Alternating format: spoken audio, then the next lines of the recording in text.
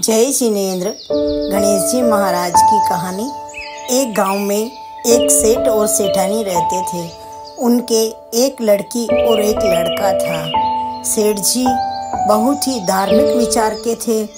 उनके घर में गणेश जी महाराज की नित्य पूजा करके भोग लगा के फिर बाद में वह भोजन ग्रहण करते।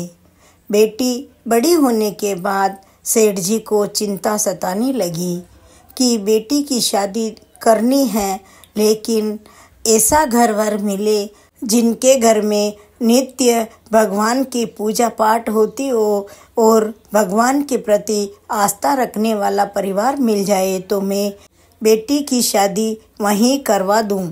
सेठ जी लड़का ढूंढने के लिए घर से निकले। तब ढूंढते ढूंढते उनको एक परिवार ऐसा मिल ही गया। वहाँ पर सेठ जी ने लड़की की सगाई पक्की कर ली और थोड़े दिन बाद में लड़की की शादी करके बेटी को विदा कर दिया। बेटी उनके घर में आराम से रहने लगी। दिन दुना रात चौगुना उनके घर में धन धान्य हो गया और प्रेम भाव बढ़ गया। ऐसा देखकर पड़ोसिन के खटने वाला कहाँ था। पड़ोसिन के जीव में तो हलचल मच गई। वह रोज सोचती मैं इसका कुछ न कुछ तो करके ही रहूँगी। एक दिन वह क्या किया, राजा के पास गई। राजमहल में जाकर राजा जी से शिकायत की, ओ राजा साहब, आपको पता है आपकी नगरी में क्या हो रहा है? राजा साहब ने पूछा, क्या हुआ? अरे उस सेठ के घर में बेटे की शादी हुई। उसकी बहू इतनी सुशील और सुंदर है। उनके आने के बाद उनके घर में तो इतना धन धान्य हो गया और वो इतना खुश रहते हैं कि आपको मैं क्या बताऊं। ऐसी बहू तो आपके राजमहल में होनी चाहिए। राजा उनकी बात सुनकर वह तुरंत ही नौकर को आदेश दिया, जाओ उस सेठ की बहू को यहाँ लेकर आओ।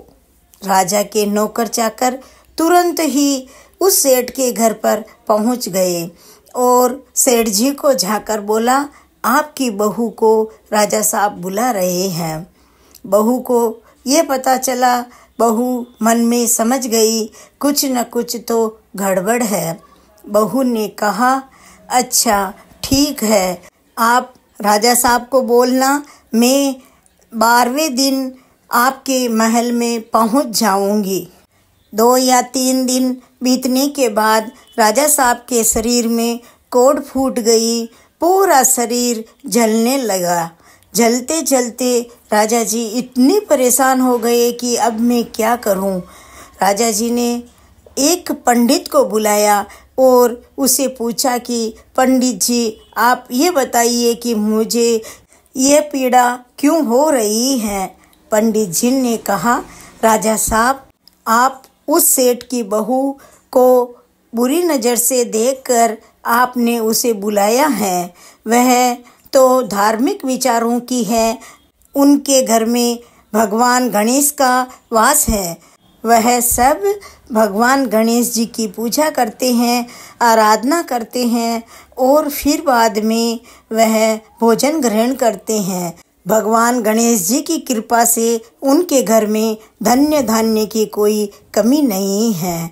उधर बहू रात दिन गणेश जी से यही प्रार्थना करती, हे भगवान, मुझे इस बला से टाले। राजा साहब स्वयं चलकर उस सेठ के घर पर आए और बहू से माफ़ी मांगी, मुझे माफ़ कर दो, मेरी गलती हो गई है। अब मैं ऐसी गलती कभी नहीं करूँगा।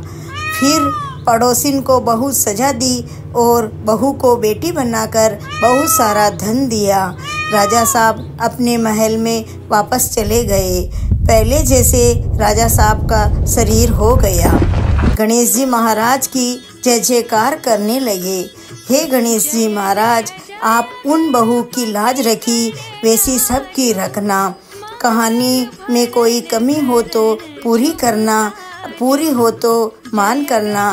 कहानी कहने वाले के घर में और हुंकारा भरने वाले के घर में धन्य धान्य भरा रखना, उनके ऊपर हमेशा आशीर्वाद बनाए रखना। जय हो गणेश जी महाराज की जय।